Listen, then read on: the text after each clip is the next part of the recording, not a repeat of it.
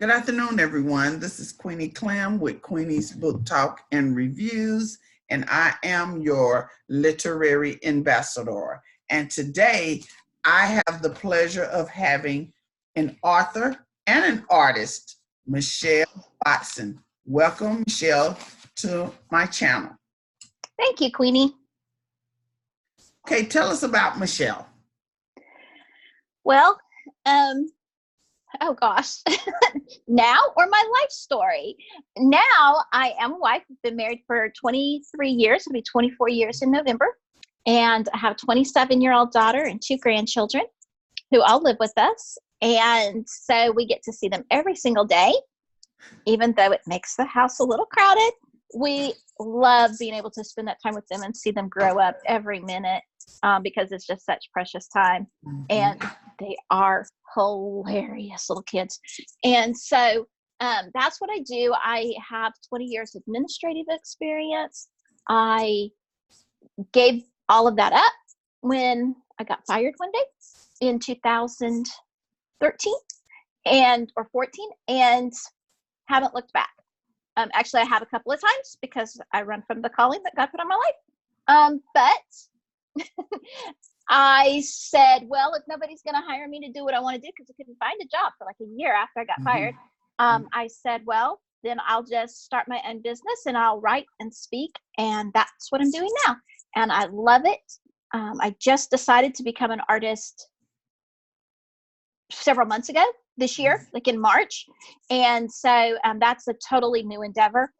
So I'm still getting used to that, but love getting out and speaking and writing and talking to people and just sharing what God has done in my life with them. Okay. How long have you been in the literary business? This year. This year. No, not quite that drastic. Probably a year or two. To be in the literary business is pretty general. So I've actually been an editor since about 2015. So 4 or 5 years before I actually started writing my own books. I was helping other people write theirs. Okay. What is your genre? Nonfiction. Nonfiction. Do you think you ever will write in another genre? No. I write for business to business, and I write for, I write my memoirs, I write my story. Probably the exception would be Christian inspiration, because I do plan to do a devotional or a series of devotions based on word studies. And so, but I'm going to stay in kind of that vein. I'll never probably go into fiction. I just don't like having to make up stories that are unique and original, because my story is unique and original enough, and it can get pretty crazy without me having to make anything up. Okay. How do you feel about reviews?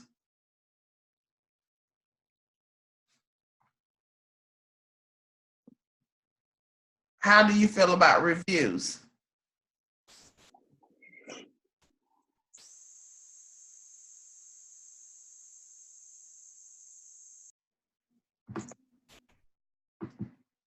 How do you feel about reviews? How do I feel about reviews? Well, I don't really think I have any, so I welcome them. Okay. Now, yes, you will be attending the CBLR. Yes, for the first time. I'm so excited! Yay! And how? You want to talk about the retreat, or do you know anything concerning? Do I know anything about the retreats? I don't know what. I know one thing, but I don't know that I can tell it, and I don't want to step out of line and announce something before Vanessa does. But I will get a brief period to share and about my book and my story, and I will tell you that it fits with the theme of breaking chains, strongholds versus a strong God, because that's my story. My story is victory and how God broke many chains in my life. Really looking forward to the book fair, where I'll be able to sign books and people can stop by the table and talk to me as well. But all in all, I just know it's going to be a great, fun time for authors and readers to get to know each other. And I'm going not knowing anybody. I know a lot of people know this person or that person, even if they've never attended the retreat. But I think I know one person, and I think I met her one time. So I am still, so I'm going to get to meet all new people, and that can be, you know, it can make you really nervous, but so far we've all had lots of fun online together. So I think that when we meet in person, it's going to be like heaven, you know, like where you just know each other and just like, oh my gosh, it's so great to see you, but you just know them, and by the Spirit. And so I'm really, really, really looking forward to it. Well, I won registration for next year, 2020. So yay! Next year, and I am super That's really great. Excited about that. I am so stoked about that because I've always wanted to go. Though it's only like 2-hour drive from my home, but just a lot of things been going on. But I'm praying that everything goes well, and I'll be there in 2020. Okay, very good, very good. Yeah. Okay, how has your writing journey impacted your faith? What have you learned through this process?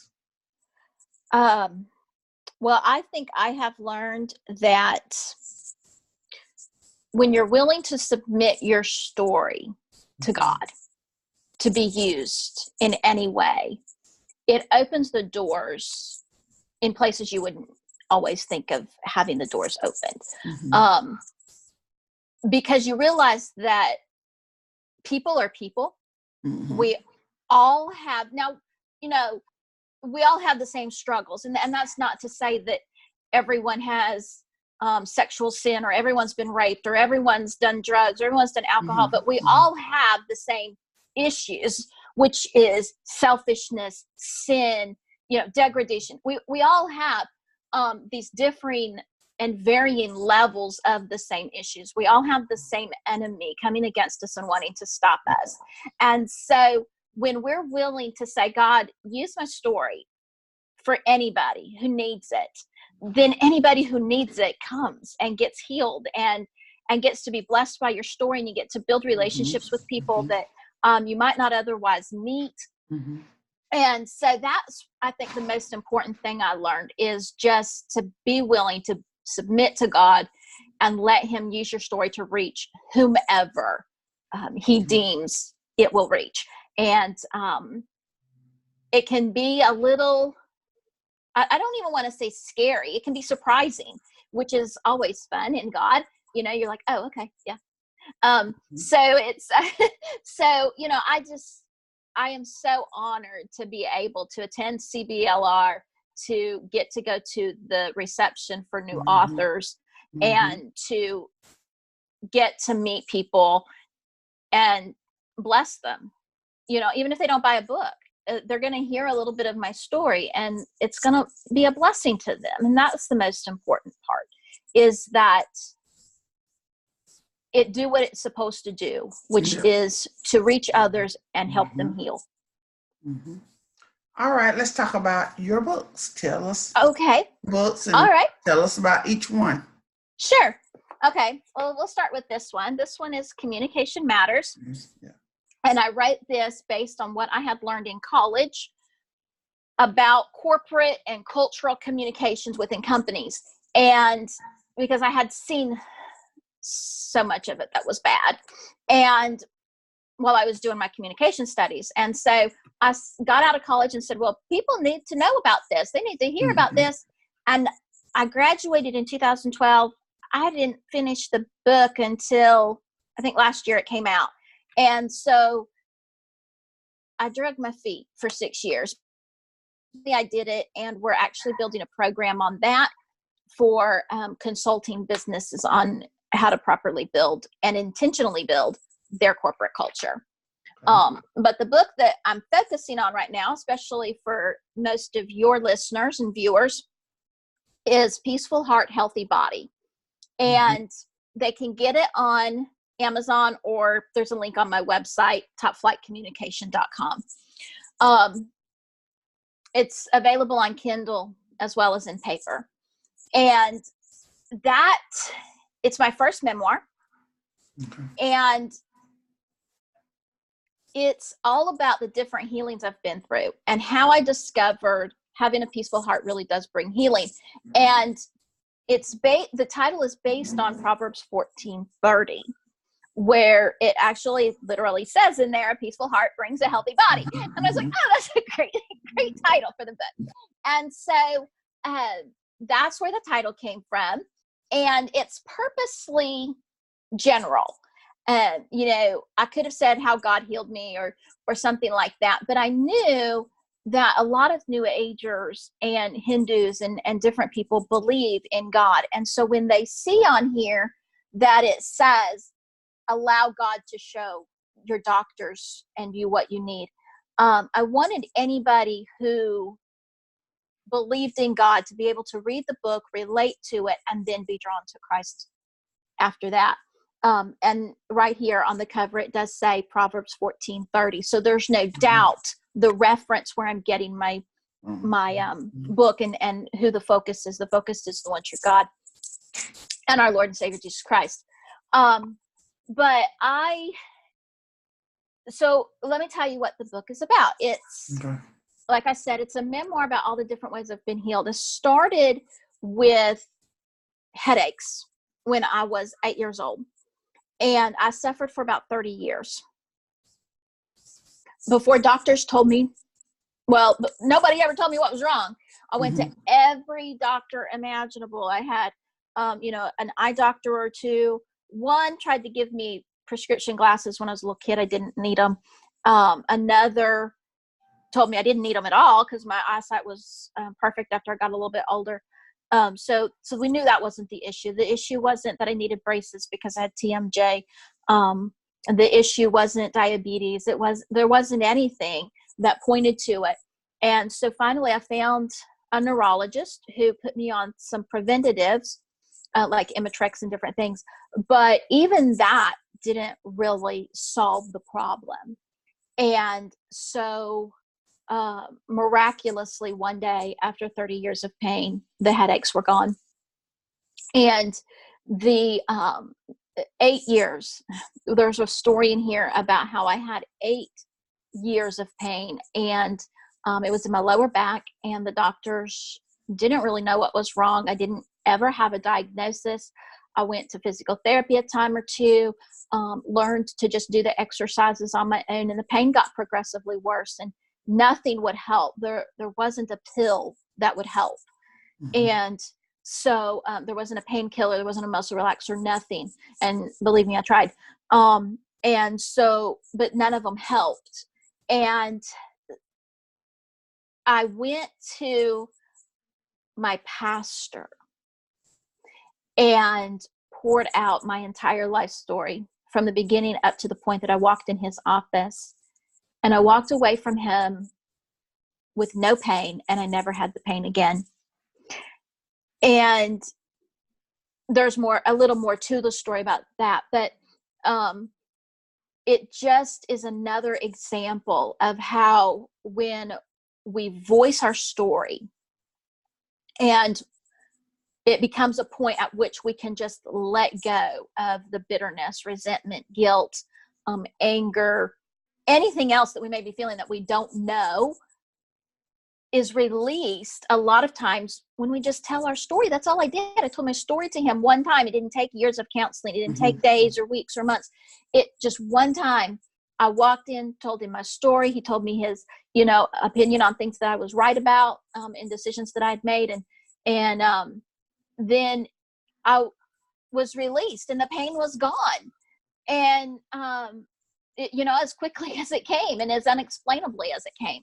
And so those are just a couple of the stories that readers will get to enjoy when they read my story. Okay. Thank you. You're welcome. Thank you. When did you think you wanted to be an author? Oh, I wanted to be an author all my life. I can't remember a time I didn't want to be an author. I never thought that I would I don't want to say I don't think I'd ever thought, you don't know how your life is going to turn out. So you don't know when you're a child what kind of details your book will have. So I couldn't have imagined it would have the details it does have. However, I always knew that I would grow up and I would write biographies, or I would be a biographer. I've always wanted to tell stories, and I love telling other people's stories. And, books like Little House on the Prairie books by Laura Ingalls Wilder, they're biographical, but they're not considered biographies. So they're not nonfiction. They are like a biographical fiction more. And so, but I think that's what always inspired me, was that she had just written her story, and it was so plain and simple, and you can relate to it whether you're young or old. And so I think that's where a lot of us started. And then just from there, I just like reading biographies, and I always wanted to be a biographer and tell people's stories. I can't remember a time I didn't. What is your testimony? I'm sorry, did you say something? What is your testimony? My testimony is my healing. But if you mean salvation, I came to a knowledge of Christ when I was pretty young, and knew, because I grew up Assemblies of God. And so we always had missionaries coming on furlough. And I always knew from listening to their stories that I wanted to be a missionary. I wanted to be in the ministry. I wanted to see God work miracles. I just always knew it. I couldn't voice it in a way I couldn't voice it because it's not something a child fully comprehends all the time. And so, but I always knew that I wanted to be in the ministry and go to foreign places far and wide. And so I was baptized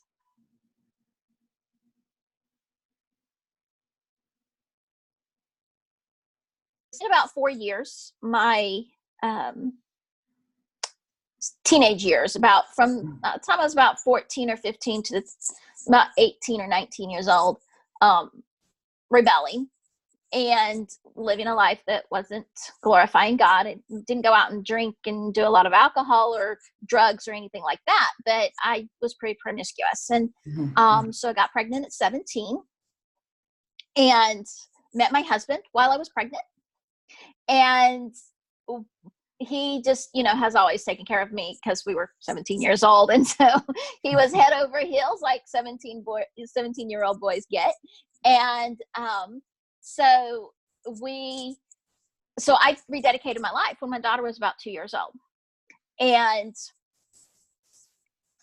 that's it. I mean, and I still struggled with, getting over those, the things I wanted to do, I didn't do, and things that Paul writes about.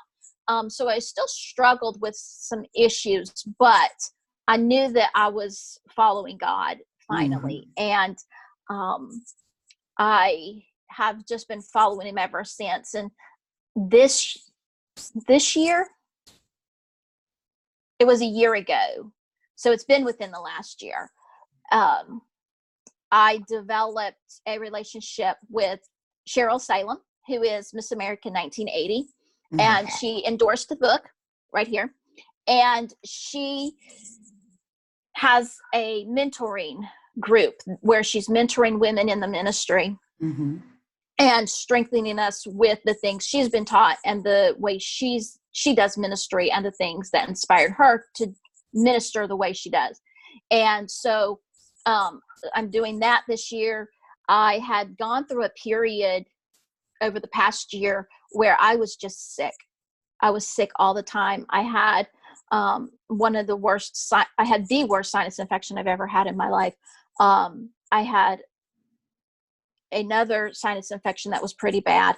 All within about 4 months, I got really sick, just off and on for, a week or 2 weeks or something like that. And it just went on. And and I was in ministry training at my church. And the woman who was, she and her husband were supposed to be training us and helping us get ready to lead our own small group. She said, "Michelle, you can't keep doing this. she said, you can't keep getting sick like this. Mhm. And she said, you need to be mentored. You need some help in this area until you can start getting over this. You can start walking victoriously, because you can't, if you're going to be in ministry and if you're going to do the things that I've always envisioned doing since I was a kid, you can't let every little cold waylay you.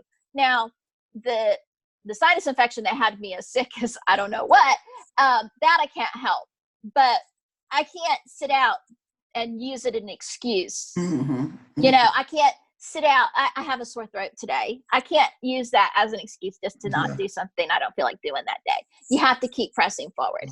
And so that's what she wanted me to be able to do. She wanted me to be able to just get in there and stick with it and do and be all that God has called me to be. And so she did. She mentored me through that over the last several months. And it was such a great feeling when on one of our calls, Crystal said, "That's it. You have it. I'm no longer your mentor. You're now my friend." And she said, you finally have what God needed you. You finally see about yourself what God needed you to see. And I said, yes, yay.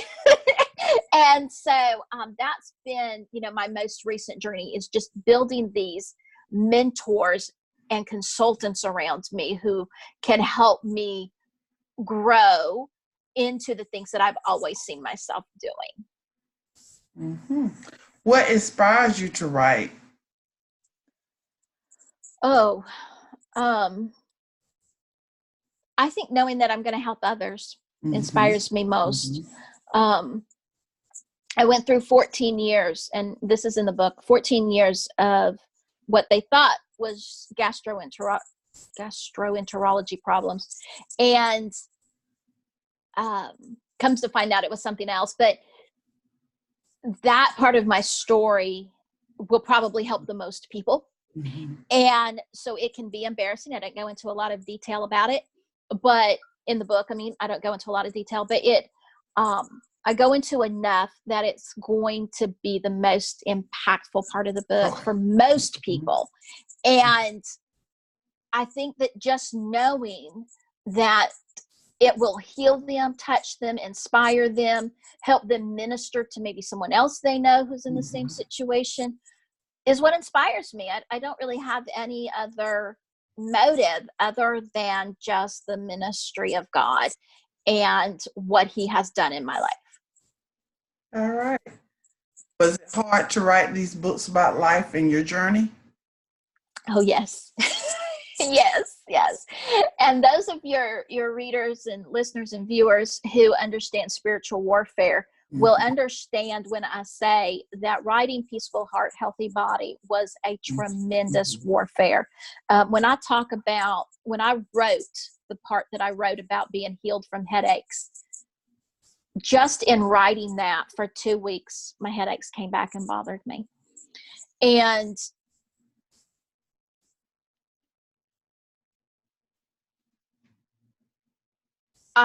you can't write because you can't see, you can't concentrate, you can't do much of anything. And so that slowed me down some. When I talk about and wrote about the pain that I went and saw my pastor with, that too came back and bothered me for like a week. So it's not been real easy. It's been a struggle to tell the story, not just because of the emotional part, because there were parts where I was writing or I was doing the really deep, important edits to perfect it. The things just came back and bothered me, and Satan just really tried to attack me with those physical ailments again and convince me it wasn't healed, because if I'm not healed, I'm not going to write the book, because I'm not going to write a lie. And so he just attacked me in that way. And then there were times where I just cried telling the story, and I don't even know that it was because it was so emotional for me. It's that knowing other people now are going to read my words. And because there's only one place where I cover some pretty personal symptoms. I won't say they're intimate, but they're personal. And they, how are people going to see me now after they read that, and it's not something that every reader can handle. And that's why I don't talk about the symptoms publicly, because you never know who can handle hearing about them. But I think that's been probably the hardest is knowing that people are going to read them, and then they're going to see me, and what are they going to think about me after that? Yeah. It's not easy. Yes. What is your favorite childhood book? My favorite childhood book.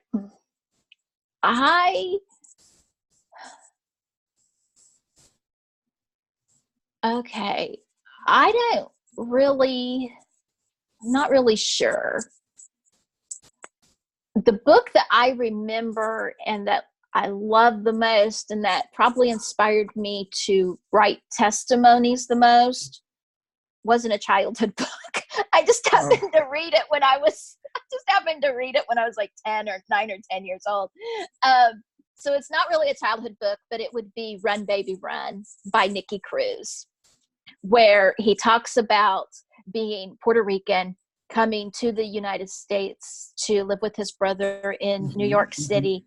And Nicky gets involved with the gang, the Mamas, which was one of the most murderous gangs in New York City at the time. And he came to Christ, and all because of a man named David Wilkerson. And I think that's my favorite story. What has been the hardest thing about writing a book? The hardest thing is the marketing and getting it out there and letting people know, and finding the best outlet where my most likely audience is going to be. And because this is the first time I've marketed a book like this, it's all new to me, but I think that would be the most difficult part. Okay. What project are you working on right now? Oh, right now I'm working mostly on communication matters. We're developing a presentation program for companies to set up consulting them. But for the average person, my next project will most likely be called Let Them Be. And that book came about because I was really angry. Many in the church have misinterpreted and misused the idea of submission, and not just between husband and wife, but in all kinds of relationships, bosses, pastors, you name it. Because we have this idea that it means you're never going to disagree with them, that you're never going to question them, you're never going to, it just has all these different wrong views, in my opinion. And so the book was written based on what I was seeing, because I was seeing so many marriages break up, largely because of this wrong view of submission. And my husband, though, who is not a Christian, has always been the epitome of letting me be myself. It doesn't really matter what I do, what I want to do. If I want to write and tell my story, he doesn't even care if it's embarrassing to him. He said, baby, you can tell whatever you want to, as long as you're making money off of it. So he's just always that high example of letting me be myself. And I thank God for that, because, I didn't have that a lot when I was growing up. And so to have a husband who does that as he should is just wonderful. And I wanted other people to know that they can learn to do that. You can learn to not be a micromanaging boss. So there's a chapter in that book on that. There's a chapter in there on letting your adult children be themselves, and then I reverse it and say, okay, adult children, your parents are seniors and you have to let them be themselves too sometimes. As long as they're not harming themselves, a lot of times adult children tend to parent their parents. And there are times when dementia sets in or different things set in that becomes necessary. But if it's not, just let your parents be themselves. You know, if she wants to go around in sequined rhinestones and gold hats and shoes, let her do it. Who cares? She ain't hurting nobody. So, you know, so that's going to be that book. And in fact, there is a potential speaking engagement on that book already set up, and the book's not even out yet. God really opened the doors with someone who I met online on Facebook, and she's going to be doing a conference in March in Houston, Texas. And so really looking forward to that. And I got to get the book done. So that'll be the next one that comes out. Okay. That was my next question. Do you have projects planned for the rest of this year or going into next year? I have, you know, let me talk about the devotional on that point. I was in Las Vegas for a book release for a compilation I did. I just wrote a chapter in another book. And I'm talking to a lady who says, "Oh, are you going to be writing any more books?" And I said, "Yes, I'd really like to do a devotional because I really love doing them. I did some in college and I really like doing them." I said, "But I don't know what to do it on."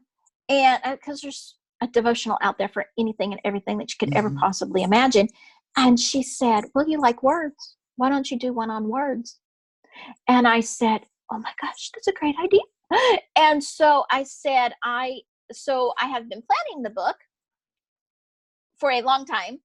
I have a list of words that I want to make sure I include, but it's going to be word studies. So I will look at the word love and look at how it's used in scripture and really expound on it based on the biblical dictionaries as well as the concordance and different things like that. So I'm really looking forward to that, but those are in the works and will probably take a while. Okay. How can the readers get in touch with you?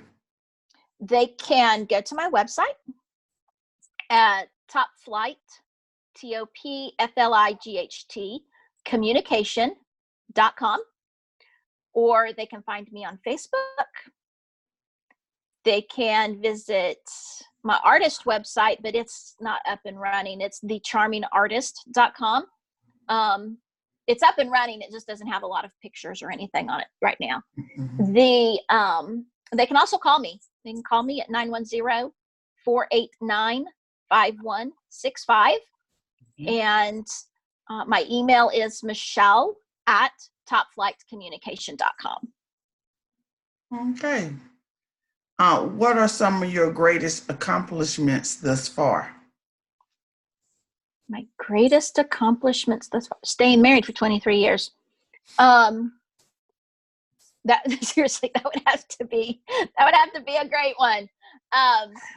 But you know, I think learning how I can learn from other people, especially my husband. And I think that's one reason we've been married for 23 years is because he lets me be who I am. But I see how even when he's not a believer, there are things I can learn from him.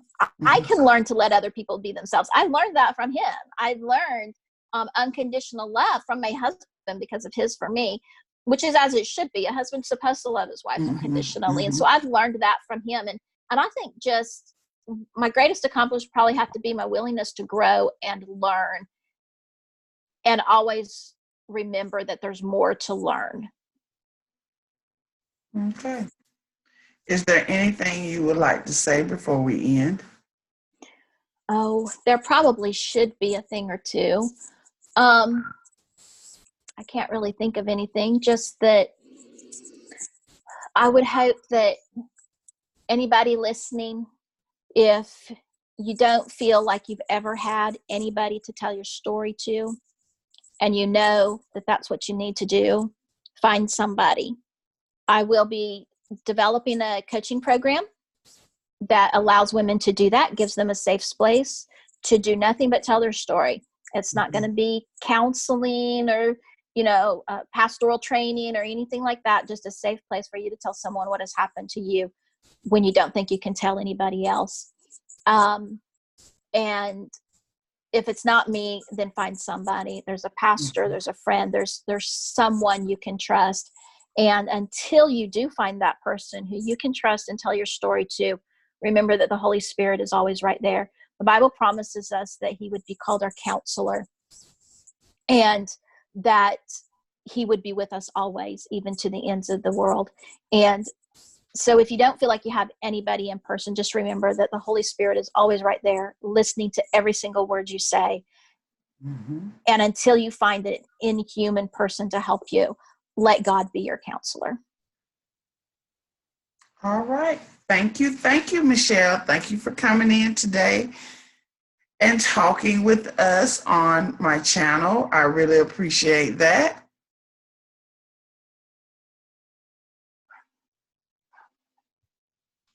What happened? I don't know. Thank you for coming in and speaking. Thank you. Today with me. And this is Queenie Clem with Queenie's Book Talk and Reviews. Happy reading. Bye. Bye. Thank you.